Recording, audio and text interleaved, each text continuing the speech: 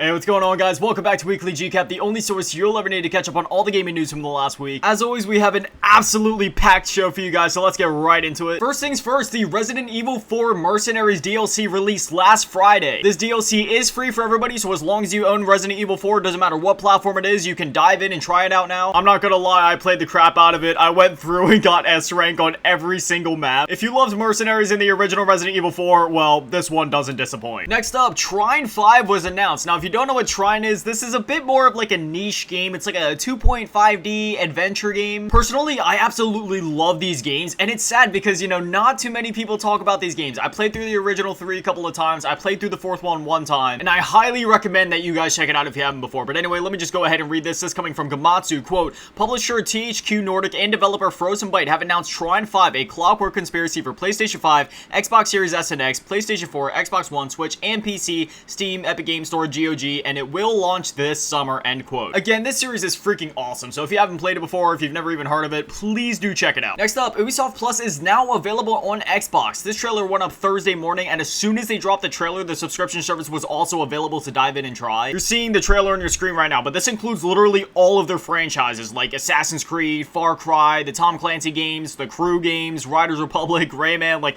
the list goes on and on. There is tons of games here that are readily available, like, right now. Towards the end of the trailer, they also announced that Ubisoft Plus will be receiving day one releases. And this isn't going to be like day one releases for small titles either. Like, they have some lined up for some really big titles, such as Skull and Bones, the Crew Motorfest, and the highly anticipated Assassin's Creed Mirage. One thing to note is that it costs $17.99 per month, so it's definitely a bit of a steep ask. However, for some folks, this may just be worth the cost of admission considering how many games are on offer here, not to mention the upcoming day one releases. So if you want to take a look at it, or if you want to try it out, it is available now on Xbox. And for our next story, there was a Nintendo Live event announced. This coming from Nintendo's official Twitter account. Quote, announcing hashtag Nintendo Live 2023, an in-person event for fans of all ages that will take place in Seattle this September. Experience Nintendo Switch gameplay, live stage performances, tournaments, photo ops, and more. Stay tuned for more details. Obviously, in the last episode, we were talking about how E3 was canceled, and, you know, does E3 really have a place anymore? And then literally the next week, Nintendo was here announcing, like, their own type of E3 for Nintendo-centered announcements, gameplays, trailers, and a bunch of other fun stuff that they're gonna have lined up there. So now that just leaves me with one question. Are Xbox and Sony gonna follow in Nintendo's footsteps and start up their own E3 type events like this? Because if they do that, let's be honest here, there will be no need for E3 at this point. One of the main things that was kind of drawing interest away from E3 and kind of detracting from it a bit was the fact that, you know, Nintendo and Xbox and Sony and all these other companies were talking about how they weren't planning to go to E3 this year. But now you have companies like Nintendo that are kind of setting up their own E3 type events. It really has me wondering, is there actually a place for E3 anymore, or are these companies just kind of gonna do their own thing? I'll tell you what, this has to suck for the people that used to, you know, just like go to E3 once a year, go there for all the announcements, and then go home.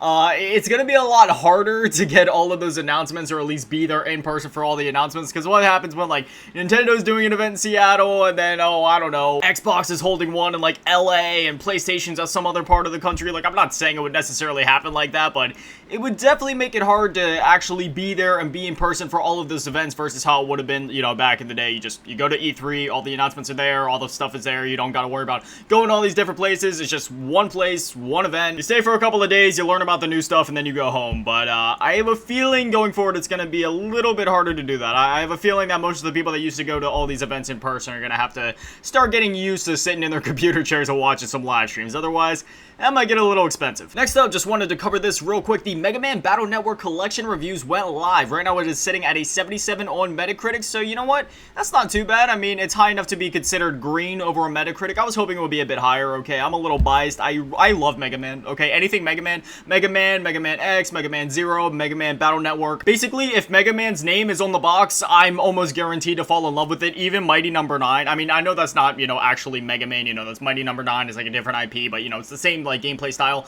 I even fell in love with that game. I like Mighty Number 9, as controversial of a take that as that is. So, you know, I was hoping that this could maybe come in at least an 80, but you know what, 77, I can live with that. It's still a good rating. It's still in the green. I'm very excited to try this one out. Just another quick story. Jedi Survivor, it's gonna be 155 gigabytes on PC.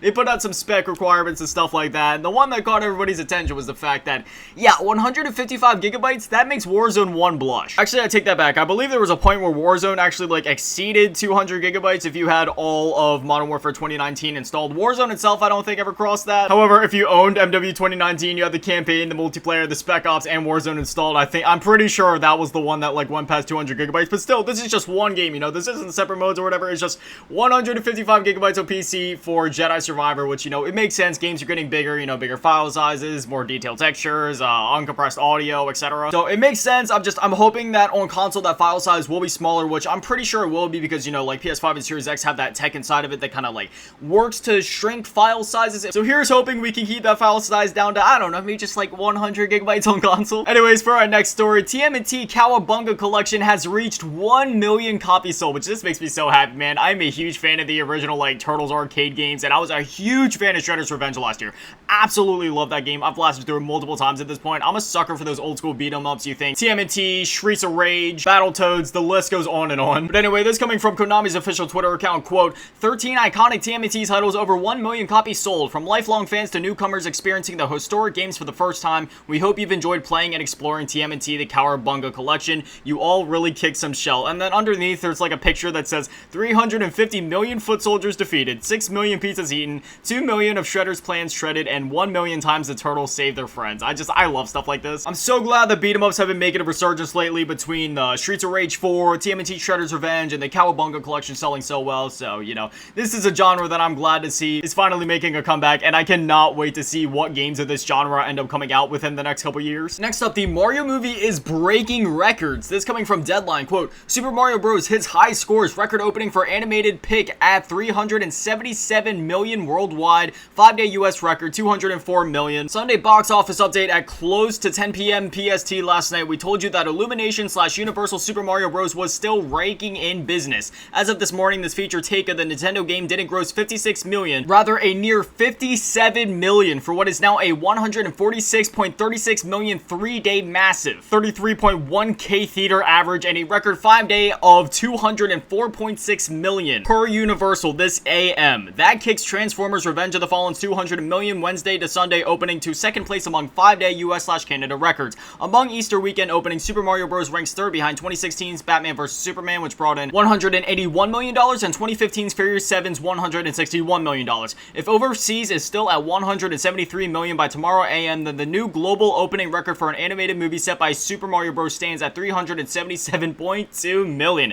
That is insane! Admittedly, I still didn't get to see this movie. Honestly, I'm not much of a theaters guy. I just, you know, I have a lot of anxiety issues, so it's hard for me to go into the movies and sit through a whole movie. But, you know, once this comes out to streaming services and Blu-ray and DVD, I'll definitely be picking it up because I want to watch this movie so bad. I'm glad to see it doing well, though. I'm hoping that Nintendo will kind of branch out and continue to do fun experimental things like this, whether that be Zelda movies, maybe shows of certain IPs, a Donkey Kong movie, just something. I think it would be pretty awesome. Next up, Redfall will not have 60 FPS at launch. Okay, yeah, you know, let me just read this first. This coming from the official Redfall Twitter account, quote, Redfall is launching on Xbox consoles with quality mode only. Xbox Series X at 4K 30 FPS, Xbox Series S at 1440p 30 FPS.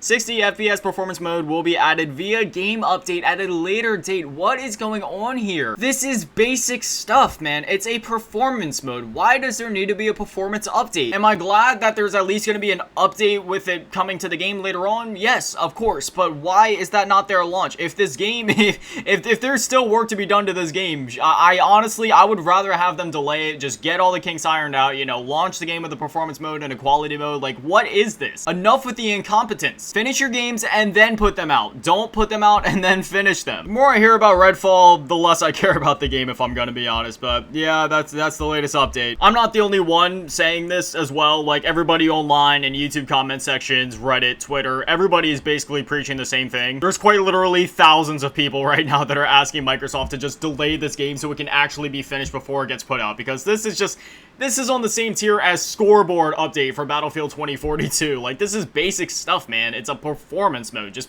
I don't get it. And for our next story, Media Molecule discontinues support for Dreams. This coming from the official Dreams website. Quote, an update on server changes and live service support for Dreams update on live support. As we continue to evaluate and evolve our priorities for the studio and Dreams, we've made the difficult decision to discontinue live support for Dreams after the 1st of September 2023 to shift our focus to an exciting new project. You'll continue to be able to play, create, and share Dreams with others after September, but we won't be releasing any more updates to the game or events such as Dreamscom, All Hallows Dreams, or the Impy Awards. We're incredibly proud of the work we've done in developing Dreams, such as our content releases, create updates and live events, and we are endlessly grateful to the community for their belief and continuous contributions since launch. Although this is challenging news, we do have a few more updates on the way, including the much anticipated Trine and a significant improvement to animation and our last create mode update. We will continue to share and celebrate creations and Dreams with the wider world on our social channels, our streams, insider roundups, and more. We will be continuing our in-game curation work to make sure the Dreamiverse feels as alive as it always has been. I love that, the Dreamiverse. I'm honestly, you know, I'm not too in tune with the Dreams community, but it seems like they're really in touch with their fans anyway. And to surface amazing creations from you, our community, for everyone to enjoy. We know this won't be an easy message for everyone to hear, and it's certainly not been an easy decision. Dreams has been a special project for Media Molecule, and helping this burgeoning community of game developers, tinkerers, creatives, collaborators, and dreamers grow and express themselves remains one of the best things we've ever done. Thank you for being part of it with us. We look forward to you joining us on our next adventure, end quote. So, you know, it's always sad when a game gets discontinued in terms of support, but, you know, the game servers will still be up. You'll still be able to play the game. And while I'm sure this will definitely be sad news for many, just remember, when one thing ends, a new thing begins. So, you know, I'm pretty excited to see what these guys put out next. Dreams was a pretty ambitious project and game. People have made some pretty crazy stuff on Dreams, so, you know, I'm really excited to see what these guys put out next. And for our next story, Joseph Staten is leaving Microsoft. This coming from IGN. Quote, Joseph Staten is leaving Xbox. Microsoft has confirmed. No word yet on where the Halo lead is headed next. Joseph Staten, head of creative on Halo Infinite and cinematic director on the first 3 Halo games, is leaving Microsoft, the company has confirmed to IGN.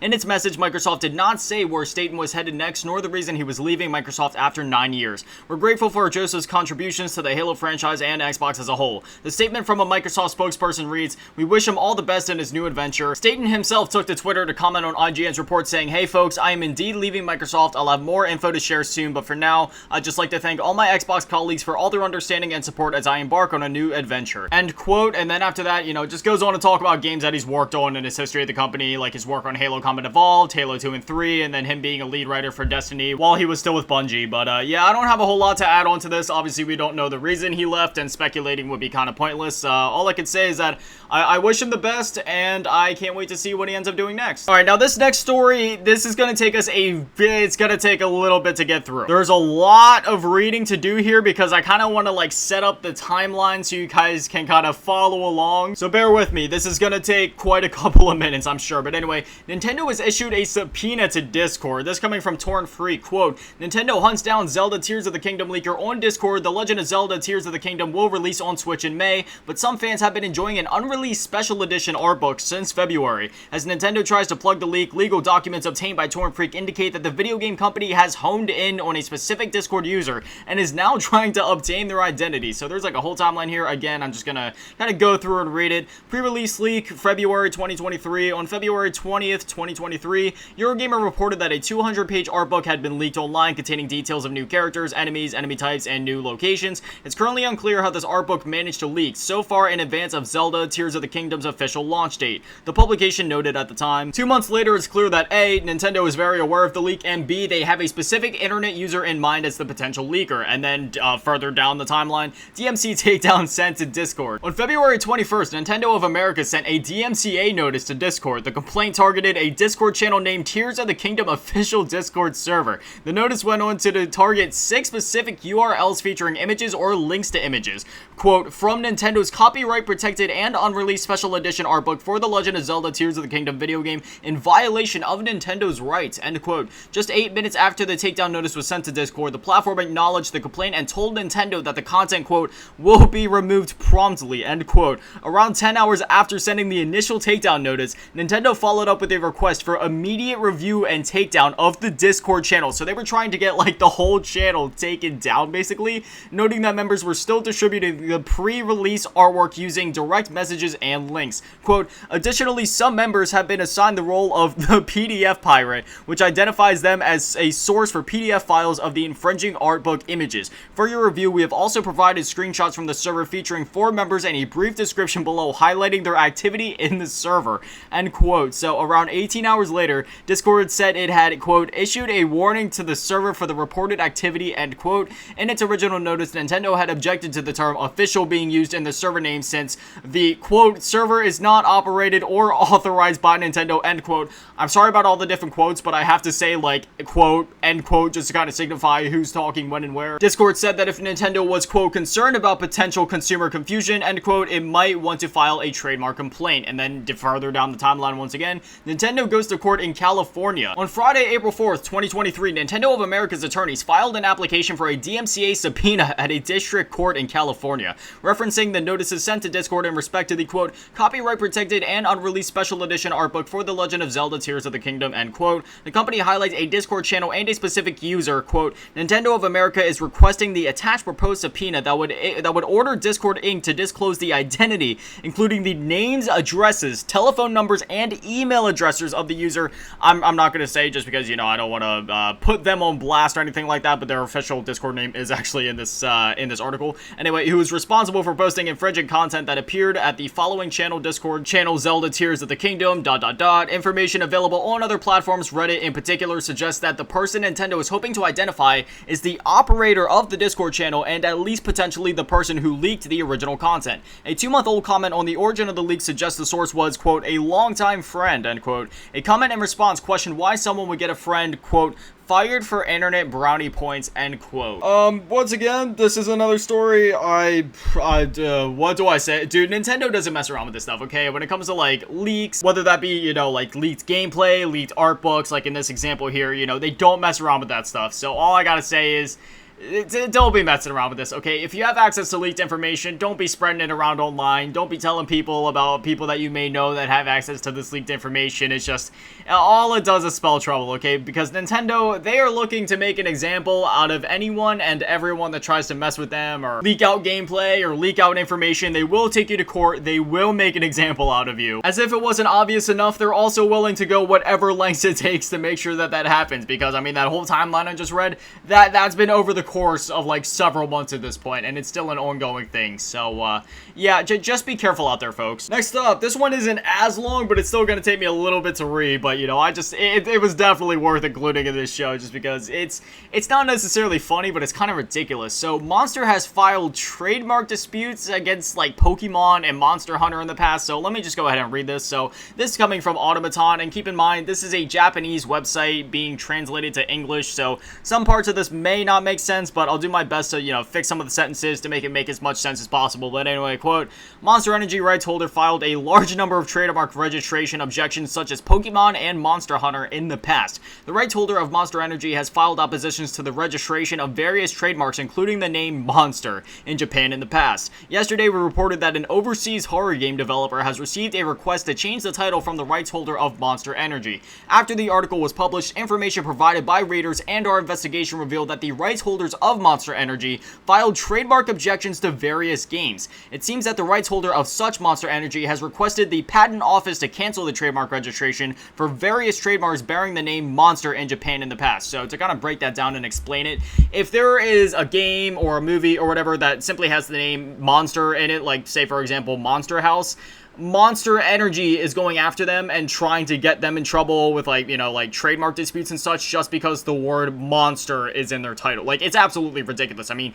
if you go in the dictionary and look at the word monster, I don't think an energy drink is gonna be like in the description there, okay? So if Monster ends up actually trying to take these guys to court, that would honestly be my defense. I would go to court and I would look the judge dead in the eye and say, look, pull out a dictionary. What does the definition of monster say? If it says an energy drink, okay. But if not, then I think we're all done here. Anyway, continuing on, J Platpat allows complainants to confirm 134 complaints against Monster Energy Company at this time. Multiple games with monsters in the title also fall under this category. Popular titles such as Pokemon and Monster Hunter are also included. In the Pocket Monster series, which is basically like the other name for Pokemon, Pocket Monster X and Y and Pocket Monster Sun and Moon are eligible. In the Monster Hunter series, in addition to Monster Hunter Cross, the trademark of Monster Hunter itself has also been challenged. For example, in Pocket Monsters Monsters X and Y, the following claims are made, partially quoted from J. Platt. In the structure of the trademark, the character part of Pocket Monster that is conspicuously displayed can function as an independent product identification sign. In commercial transactions that aim to be simple and quick, it is difficult to say that this is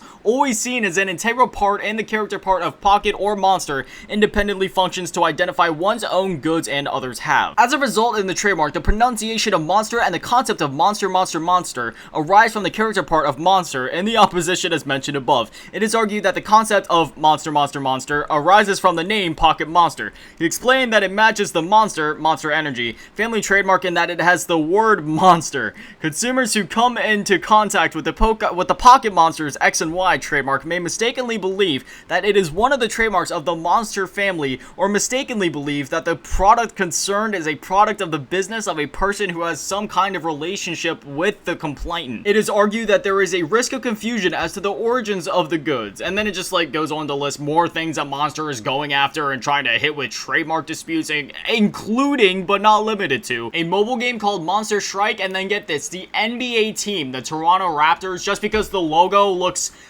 somewhat similar. Okay, so if you know the NBA team, the Toronto Raptors, I would put it on the screen, but I'm honestly scared of Monster Energy coming after me now, and you may think that's a joke, but you never know with these people anymore, so just Google the Toronto Raptors logo, and then when you look at it, turn it to like the left, I guess would be, or turn it to the right so then it's standing up like an M. Yeah, Monster Energy is trying to say that looks similar. I don't understand it. I was tripping over my own words while I was trying to read that. Do y'all know how many times I had to say monster? Anyway, again, this is another story where it's so ridiculous that like this has been happening so many times this week. What's going on? Like the stories this week have been crazy.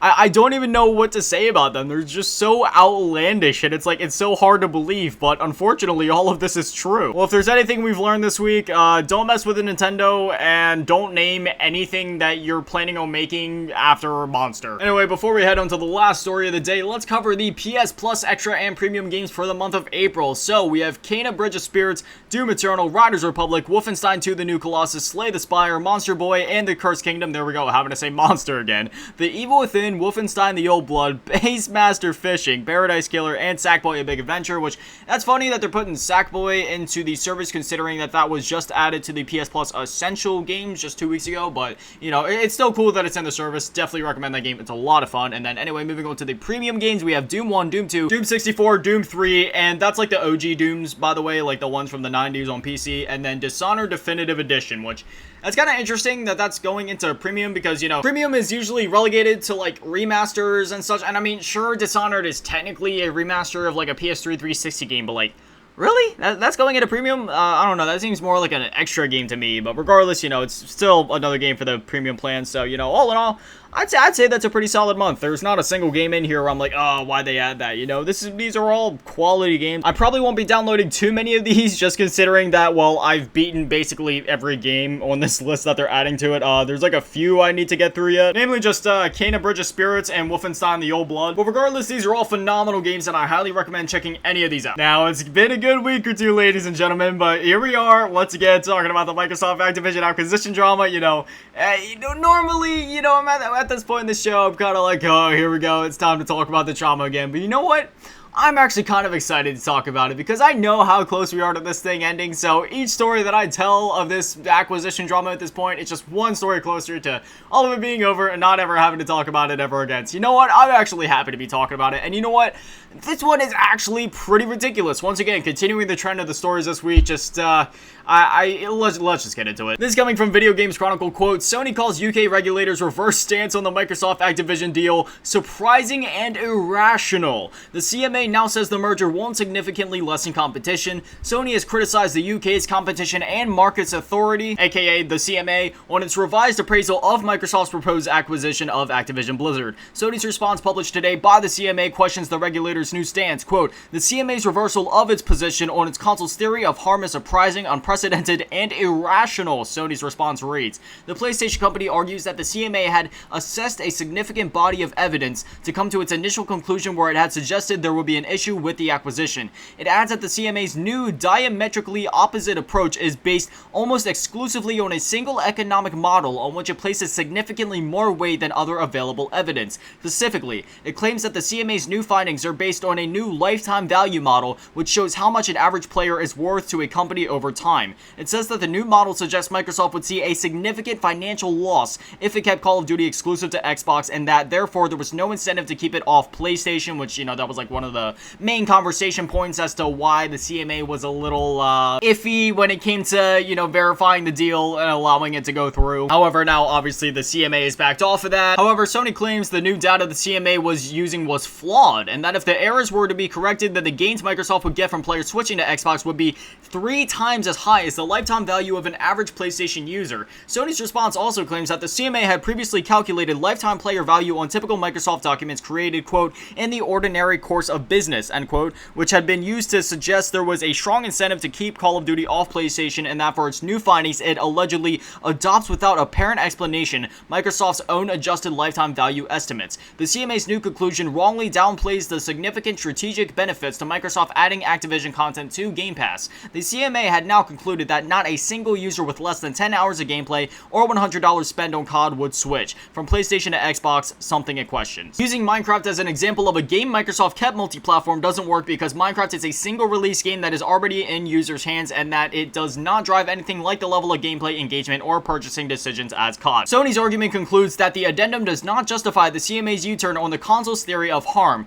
To reach a robust decision, the CMA should revisit its analysis of Microsoft's incentives and partial foreclosure, correcting for the errors identified in this paper, it says, end quote. So there's a decent bit to talk about here. So the main thing that I want to point on, you know, they're using the whole argument of how, you know, you can't bring up Minecraft in this discussion because that's a totally different thing. You know, Minecraft was a one-time release, whereas Call of Duty releases every single year. However, are they just not going to mention the fact that Microsoft has offered them multiple 10-year deals at this point for, like, upcoming releases? Like, we're not just talking about one Call of Duty or past Call of Duties.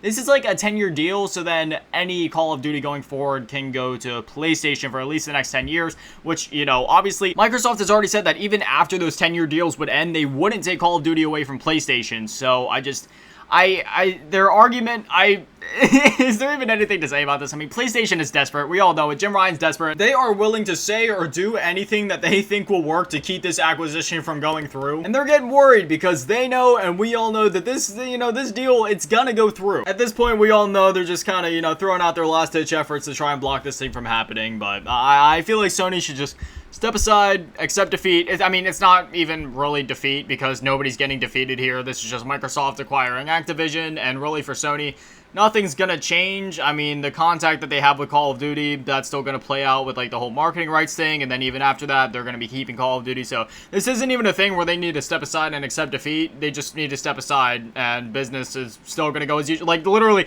nothing's gonna be changing for Sony, so I don't understand. I could go on and on about how ridiculous this whole situation has been and how hypocritical a lot of Sony statements have been, but, you know, we all already know that, so I'm gonna save my breath, and I think we're just gonna wrap up this episode here. Anyways, that was one heck of an episode. There were some crazy stories this week, and, you know, I'm sorry if the pace or the structure of the show is a little bit different. You know, usually I try to do a little bit of reading, try to leave out some of the reading, and then just try to, like, explain it and mix some of my thoughts and feelings in there with the stories. But this week, it was a little hard to do that because a lot of the stories that we covered were centered around me having to kind of read the stuff, and usually, like I said, I try to skim through stuff, leave a good bit out, but for the stories this week, I kind of had to leave, like, a lot more of the reading in there than I would have liked, but, you know, there's only so much I can do. Otherwise, I would have just been, like, hopelessly trying to piece stories together, and it probably wouldn't have even made as much sense, nor has been as entertaining. That being said, for me personally, the stories this week were still absolutely crazy, and they were really entertaining for me to read off, so I definitely want to hear from you guys. What are your guys' thoughts on everything, man?